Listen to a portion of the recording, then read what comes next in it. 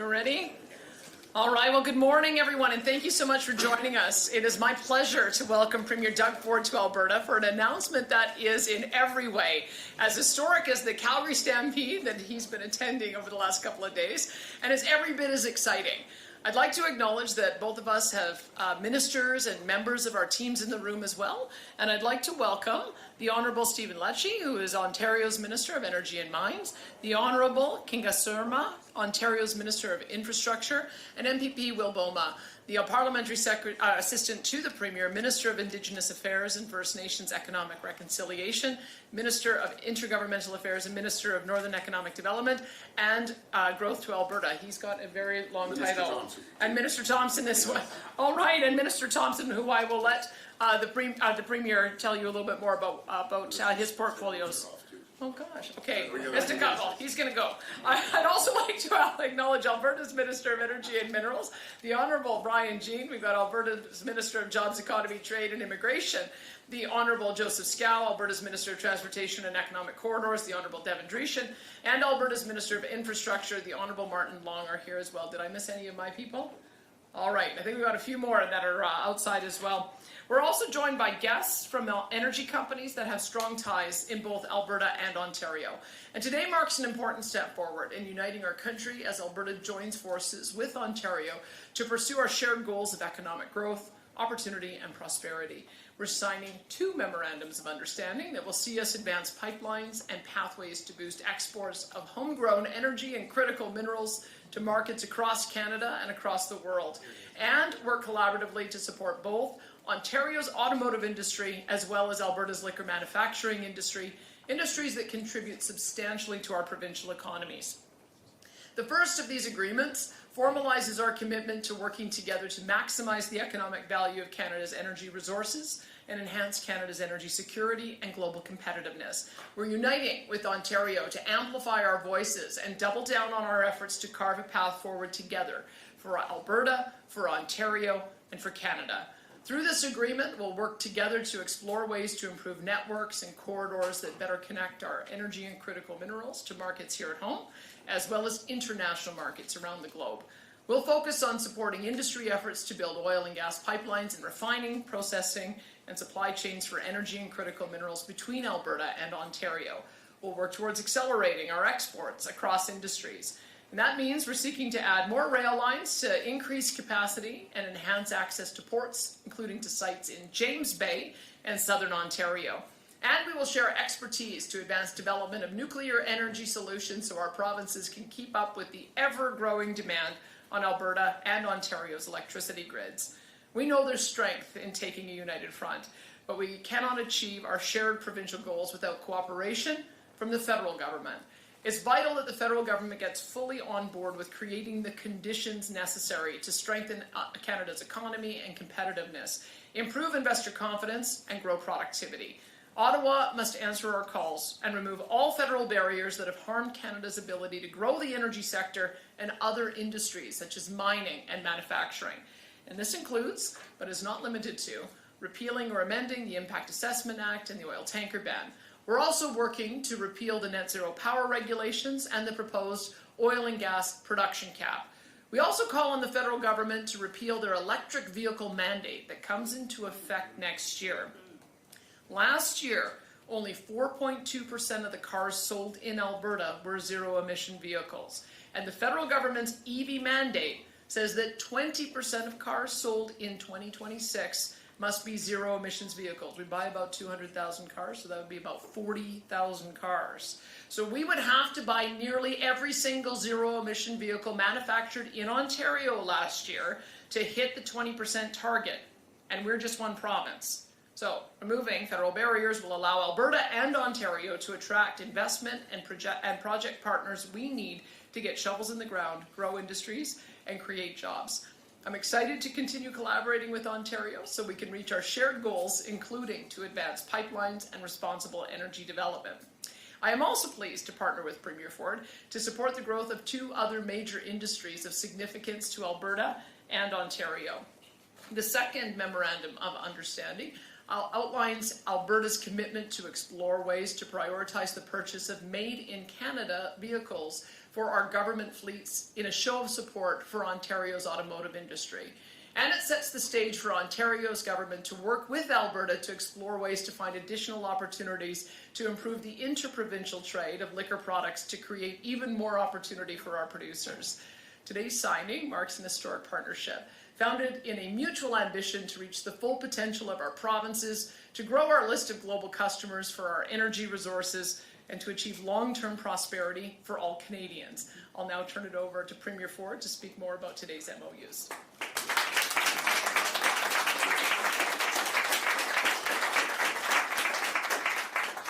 Well, good morning, everyone, and boy, I've had a great time here in Alberta, and I love Calgary and the people here. There's an amazing group of folks that live here. It's my pleasure to be here with so many members of our government.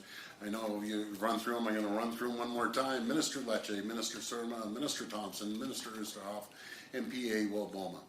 I want to start by thanking my friend Danielle, Premier Smith.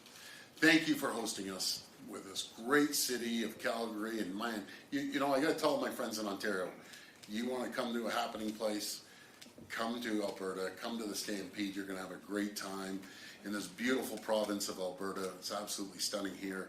Nothing showcases the wild rose spirit like the Calgary Stampede. The people of Alberta have been such gracious hosts. Thank you for your hospitality. Friends, I'm here with Premier Smith today because it's never been more important for Canadians to stand united from coast to coast to coast. President Trump's tariffs and the economic uncertainty they've created, they're hurting workers and businesses in every part of our great country. Steelmakers and aluminum workers in Ontario and Quebec, fishermen and women in British Columbia and Atlantic Canada, farmers across the prairies, including right here in Alberta, miners across Canada's beautiful north. No region has been spared. In the face of uncertainty, Canadians are coming together to stand up for our country and build a stronger, more united Canada. That's why just a few weeks ago, Premier Smith and I were in Saskatoon to sign a historic agreement to unlock free trade between Alberta and Ontario. Over the last few months, Ontario has signed agreements with a total of 6 provinces to support free trade across Canada. We're doing this because we need to unlock the full potential of our economy. We need to tear down the barriers and red tape that have held us back for far, far too long. We need to make Canada more competitive, more resilient, and more self-reliant. We need to build the future for Canada where we can proudly stand tall, strong, united, and independent, so we can stand up to President Trump's tariffs and anything else that comes our way. That's what brings us here today, to sign 2 new agreements between Alberta and Ontario that will open access to new markets and create thousands of new jobs across Canada. These agreements are transformational. Ontario and Alberta are working together to build new energy and trade infrastructure, including pipelines and rail lines, so we can unlock the full potential of Canada's economy by diversifying our trading partners and bringing our natural resources to new customers and new markets. Built using Ontario steel, new pipelines would connect Western Canadian oil and gas to existing and potential new refineries in Southern Ontario. They will also expand export opportunities, bringing Western oil and gas to new tidewaters right across the world, including by way of a potential new James Bay deep sea port in Northern Ontario. New rail lines would connect Ontario's Ring of Fire region, critical mineral mining projects, and processing facility to Western Canadian ports as we build an end-to-end critical mineral supply chain. This is how we diversify our trading partners. This is how we make ourselves less reliant on the United States. This is how we secure the future of Canada. To move these ambitious projects forward, Ontario and Alberta will soon launch a joint feasibility study to determine the best route for economic and energy corridors, make recommendations on what financing and commercial tools might be needed to de-risk and learn how we can best support homegrown supply chains, including Ontario's steel sector and our great steel makers. As we build the future of Canada, we will always meet our duty to consult with Indigenous partners and support their involvement with historic funding to help First Nations become equity partners in these nation-building projects.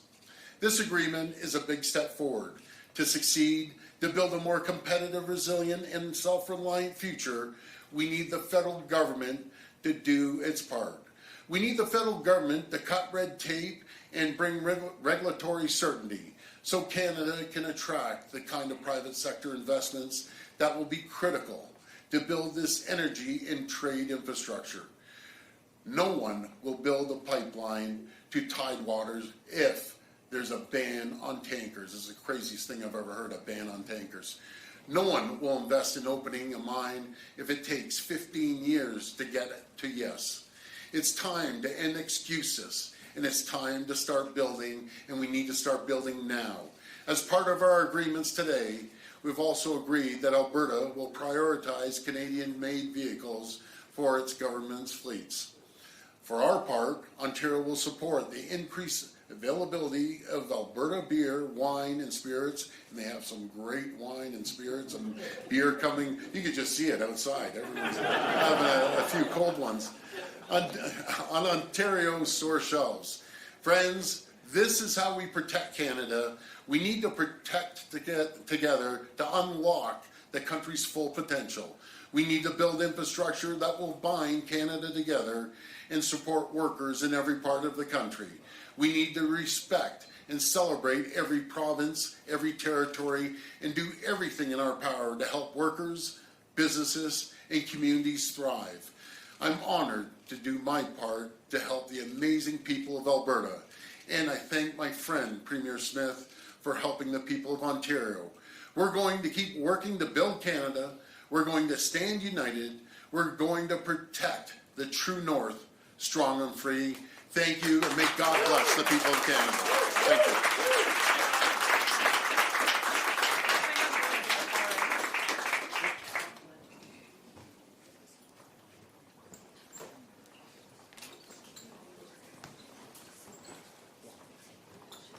So big folder first. Side. Yeah. Pass each other.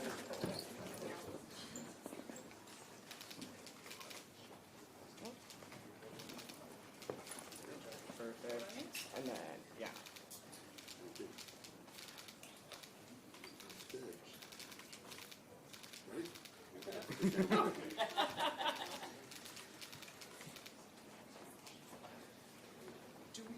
And then, yeah, if you can put them up and then look at these two for a quick photo. Camera here first. Camera here first.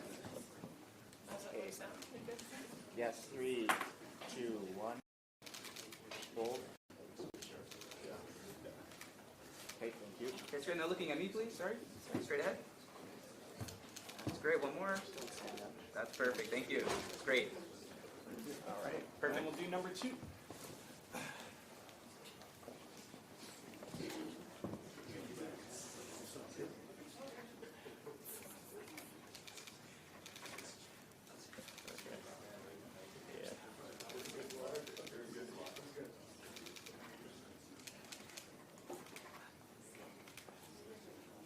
Perfect. And we'll stand and hold again. Hit that camera first. 3, 2. Hold on, Premier 4 here. 2. Thank you. Okay, and looking at me, please. Straight over here. That's perfect. Thank you. That's great. Thank you very much. Perfect. And then if you just want to exchange your groups.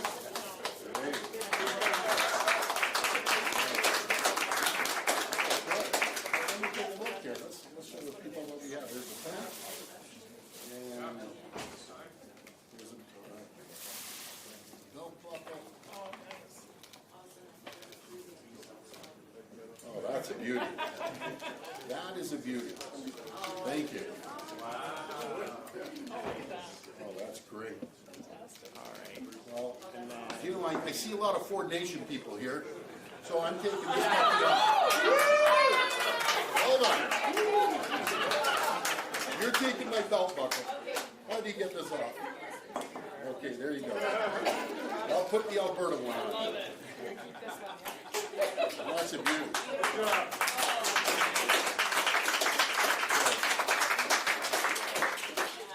Want me to tell them the funny story yesterday, Danielle? Okay, so we're sitting at the table, and I just got this belt buckle. See, it only has two little things, and a big gut like mine pop these things out. So as soon as they said Premier Ford come up, bang, my belt buckle fell off. And that was it. I was doing, actually. So he had a choice of whether to put it back on or just whip the belt right off. Well, And he whipped the belt off, and I was saying to Scott, if his pants fall Oh, down yeah, that'd be, during I'll this tell you, stage. that would not be good. I know I have a body like Arnold Schwarzenegger, but what do you do? It's gonna be beautiful. I had it right from the first one. Yeah, we'll change the belt buckle too much. There we go. There we go.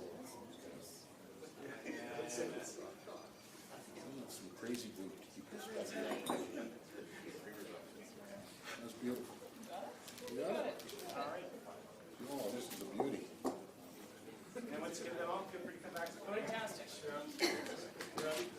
So we'll start the media Q&A here in a minute. We are on a tight schedule, so if we keep the questions short, we'll try to have the premiers keep their answers short as well, so we can take as many questions as possible.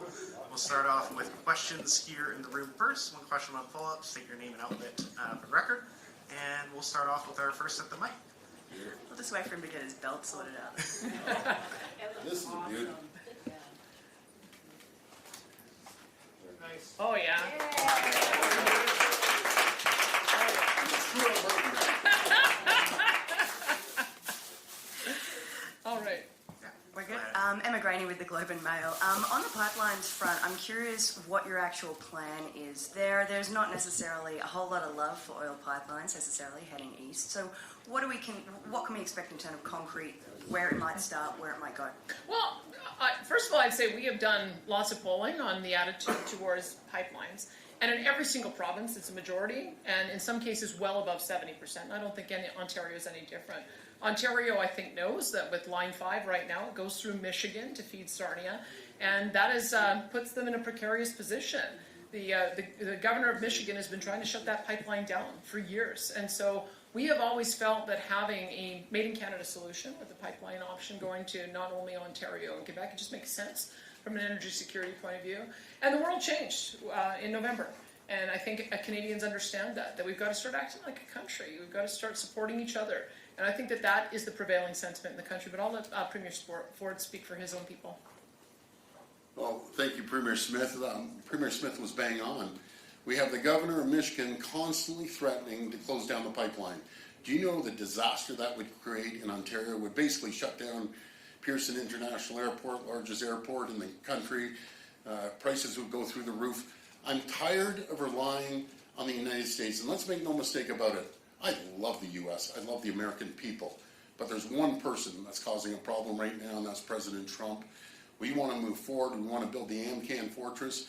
But the days of relying on the United States 100%, they're done. They're gone. We're going to start being reliant and self-reliant on each other. We have the strongest. We're an economic powerhouse in Canada. We're going to continue growing, free trade being one within all the provinces. That will add over $200 billion to our economy, anywhere up to 6% of our GDP.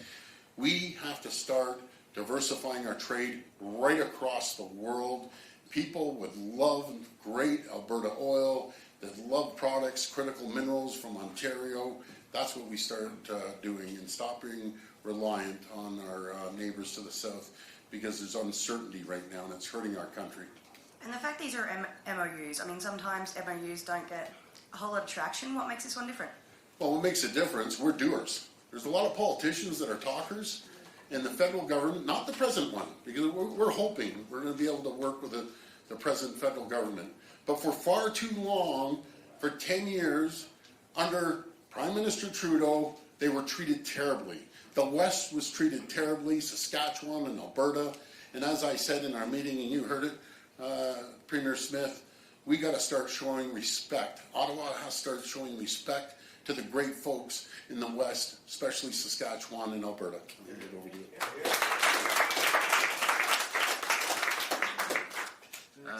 Scott Strasser, Post Media. Question for Premier Smith. Prime Minister Carney was in Calgary over the weekend. Did you speak to him or any other members of the Liberal government? I kept running into ministers. I feel like we're getting love bombed right now. Everywhere I look, there's a new, either a prime minister or a new a federal Liberal minister, and that's positive. I think they're out here. They're hearing direct feedback about how frustrated the energy industry has been from the last 10 years of bad laws. No one's sugarcoating it. That's what the feedback that I'm getting as well. So they're getting it pretty straight, and I'm glad they're hearing it. And so I did happen to have a crossover with the Prime Minister at the Carpenters Union event, and he and I chatted a little bit about his pancake flipping technique, which needs a little work.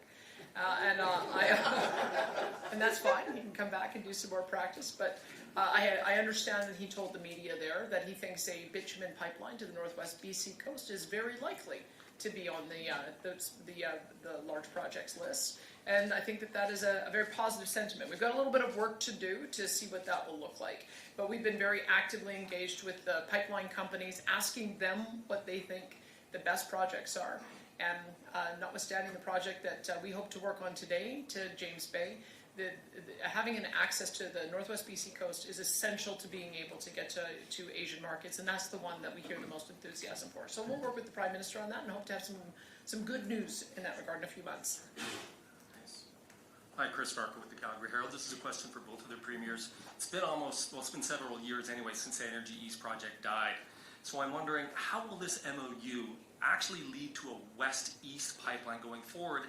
Under what timelines, and how are you going to get a private sector participant involved?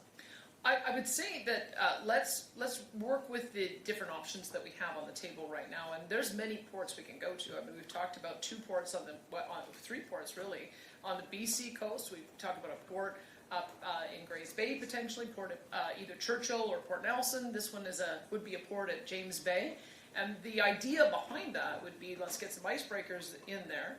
Maybe build out some additional rail and road infrastructure, and then it could be a multi-purpose port, not just for oil pipelines, gas pipelines, propane, but also food, fiber, manufactured goods, critical minerals. That to me is where I think that I would like to go with this MOU with the Premier of Ontario, and that allows for us to get not only the product out and over to our friends on the East Coast by ship, but we can also get it onto Europe. So if that is in the realm of possible, then let's work on that. And then maybe I'll sign another MOU with my friend Francois Legault at some later point to see if we can get further east. Well, you're asking about investment. First of all, you have to get the buy-in from the provinces, so we're going east, and I'll tell you, Ontario is 100% in on this project. We had the opportunity, myself and Premier Smith, to meet with a tremendous amount of business people in the energy sector. And I'll never forget, as one person said, there's tens of billions of dollars we want to invest in Canada, but the regulatory burden is just ridiculous. I don't want to bring my money down to Texas. I don't want to bring it down to North Carolina. These are the opportunities, and the jobs we're losing, Canadians are losing, because just regulatory bodies, and it's just red tape, regulation. We need to get rid of all the red tape and regulations. We could be the most prosperous, strongest, richest, wealthiest country in the entire world. I'll never forget when I met with our First Nations partners when I was in Toronto, and one of the chiefs said, we could be like Saudi Arabia. I almost jumped over the table and hugged the guy. This is the mindset we need. We need everyone working together. We need to give prosperity to everyone, including First Nations communities, the provinces, the territories, our great country, and most important, the people of Canada. That's what we need to do. There has never been an opportunity that I've seen that the province, the federal government, First Nations communities are working together, and that's how we make things happen, and that's how we become the most prosperous nation in the entire world. Follow-up question for Premier Smith. Looking west to the port of Prince Rupert, you've talked about having discussions with pipeline companies. What's the status of those talks, and what's also the status of the talks with the Pathways Alliance? Are you confident you can get a deal on both fronts this year? We are linking those 2 projects together. I know that the Pathways group of companies have been advocating for their Pathways project for some time, and even predates me, and it's a net zero by 2050 proposal that would include carbon capture, utilization, and storage, would include decarbonizing production through things like perhaps hydroelectric power, maybe small modular reactors, that's part of their plan, and then direct air capture for kind of that last mile. And we've got carbon engineering that is returning to Alberta, and a direct air capture facility in central Alberta as a result of that. So I feel like they have done a lot of work on scoping out what that project would look like. I know that they have been talking with the federal government. The federal government has expressed enthusiasm for that. But we have said that you can't just add $20 billion of additional cost to the industry.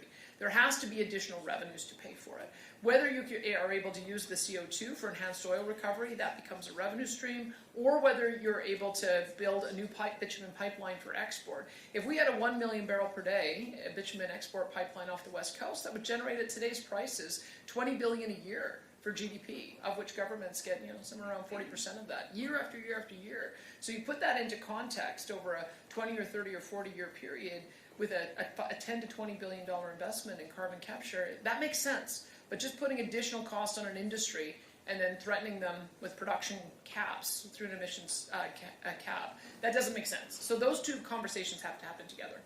And was there a timing though? I would hope that we would see, it needs to be fast. I would hope that if we're going to have a 2 years to yes, then we have to have a months to first step, right? So I'm intending for there to be, we would hope be able to move forward by the fall, that we would have something concrete. I'd love to see it on the project list by the fall. We have time for a couple more questions. We'll go to next. Chris Brown, Cross Border Network. This question is for Premier Ford, actually, and then I'm hoping that Premier Smith can respond as well. More and more communities and businesses are looking at SMRs out here in Alberta and in Saskatchewan. I know Darlington is underway with their updates and their SMR. How important is it for businesses and communities out in Alberta and Saskatchewan to look at can-do reactors rather than the alternatives right now as we sign this MOU around energy and resources? Well, I'll just address the SMRs. We're leading the G7 in small modular reactors. Minister Lecce's done an incredible job. He's been flying all over the world. He already has some orders. And I want to include everyone right across our country, because that's the way of the future. Clean, green, reliable, cost-effective energy. And every person I talk to in the U.S., the great governors, the senators, the congressmen and women, first thing they want to talk about is their energy. Because as you see, these data centers popping up all over the place, they only employ about 10 people, the actual physical building, but what it does, it attracts tech companies like the Amazons and the Googles, and that's where the jobs are created, because they just suck an endless amount of energy, these data centers. So that's the way of the future. We're leading the world, and we're going to make sure we share that technology right across the country. And I would say that the small modular reactors probably make the most sense at rural, remote sites that also have a very heavy energy use. Like our oil sands projects are perfect for it if you can get both power and steam, power and heat. But I would also say that when we were first starting to talk about a can-do reactor, we thought that with the project being proposed in Peace Country area, they're talking about 4,000 megawatts. We initially thought, wow, that would swamp our power grid.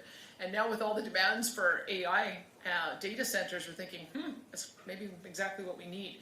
So our parliamentary secretary for affordability and electricity, Chantal de Jong, she's going to be doing a nuclear consultation beginning, I understand, in September, October. So we want to talk to Albertans, because it's new for us. It's not new for Ontario. Ontario gets 60% of their power, I understand, on their grid from nuclear energy. New Brunswick has nuclear power, and is that the only one? New Brunswick and you, and maybe Saskatchewan as well is a little bit further ahead than us on that. But we have fantastic technology that was pioneered in Ontario. So I would say that the world that we're moving towards with energy is all of the above. And so we'd be looking at yes, both small modular nuclear when they become available, but the can-do reactors as well as one that's under active discussion in the Peace region. So you specifically mentioned the Northern Lights plant that might be going operational, but might be going through. There's consultations that the community is doing alongside businesses. Are you in support of nuclear then? Yes, I have been for some time. We signed an MOU, and it predated me. We signed an MOU with Saskatchewan, Ontario, and New Brunswick to collaborate on nuclear, and we've recommitted to that. So yes. And we have time for one last question. We'll take that in the room here. Good morning, Premier Smith, Premier Ford. My name is Jen Hodson from the Western Standard. I'm directing my question at you, Premier Smith, but maybe you both can weigh in. So Prime Minister Mark Carney has said that he's amicable to the one pipeline in BC. So is that enough? I would say that it depends very much on where you think the world is going. There are a number of forecasting companies that don't do forecasting, they do backcasting, meaning they say, where do we want to be ideologically by 2050 and what will we have to do today to reduce production to get there? I would prefer to deal in the world of reality. And in the world of reality, we have 5 billion people on the planet who want the same standard of living as the industrialized countries. They are going to need energy from all sources to be able to get there.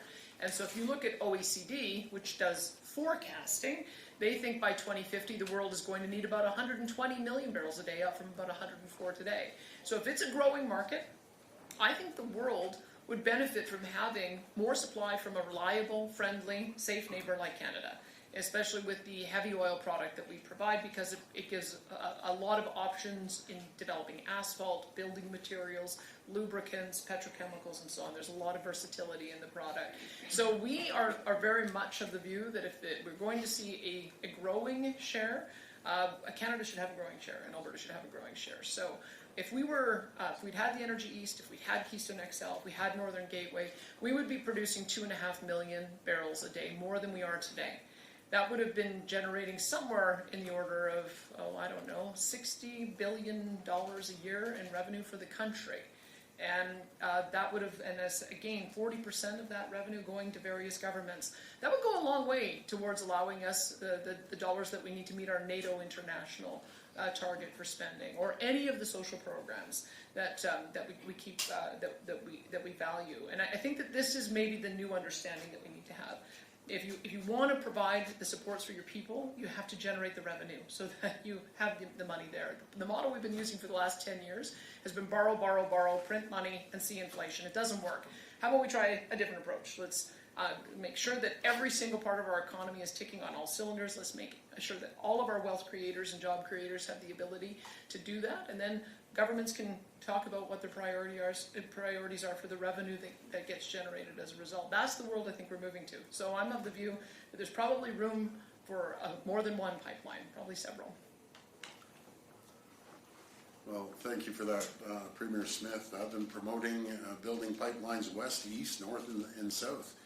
As you just heard Premier Smith say, 2.5 million barrels is our potential. And that's just in Alberta. That's not talking about our great neighbor, Saskatchewan, and up in Newfoundland, Labrador, and a few other places. That's what we need to do. We need to be an economic powerhouse, an energy powerhouse around the world. And we need the $60 billion, as Premier Smith said, to build our infrastructure, healthcare. And rather than just, as you were saying, Premier Smith, rather than just continuously print money, that hasn't worked. We need to unleash the opportunities, no matter if it's the great oil here in Alberta or the critical minerals or the energy that we have in Ontario. That's what we need to do. The door is open. We need to go through that door and tell the world Canada is open for business. Thank you. That's awesome. Thank you.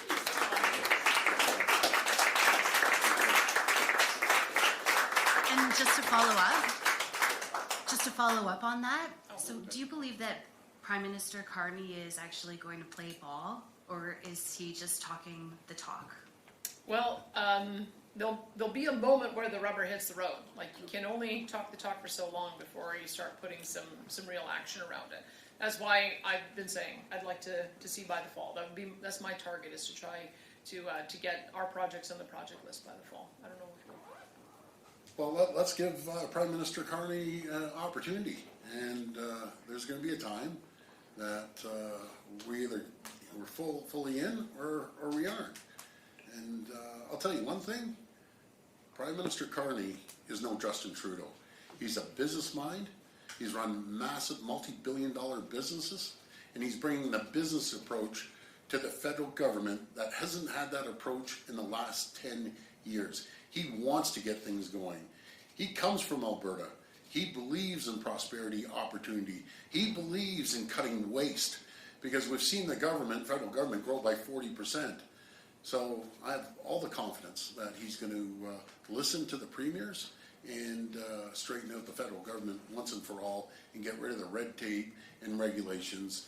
And let's see what happens there. But I'm giving Prime Minister Carney the benefit of the doubt. So far, so good. And I wish him all the best with dealing with President Trump as well, because that's going to be a big area of that we can get rid of the uncertainty. But thank you, everyone. Again, Premier Smith, thank you for your hospitality. Thank you for this fabulous belt buckle. I wear it proudly. And that's it. We're looking forward to coming to your place. Yeah, absolutely. Okay, thanks, folks. Thank you.